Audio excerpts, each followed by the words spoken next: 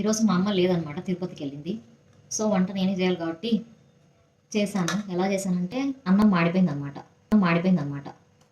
Smell కూడా వస్తుంది.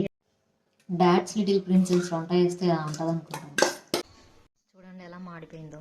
ఇంకా మా నాన్న వస్తే అరుస్తారని చెప్పి మళ్ళీ చేస్తా ఉన్నాను.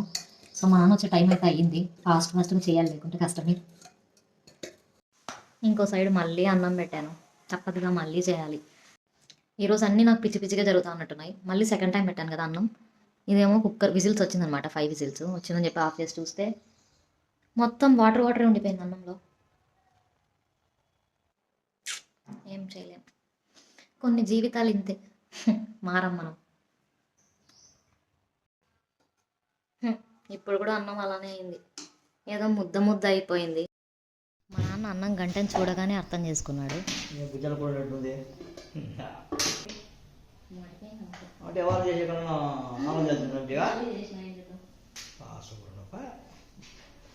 అత్తగారిని కూడా కొట్టారు. ఎందుకు ఎందుకు ఇటు అన్నం చేసి చెట్టాను.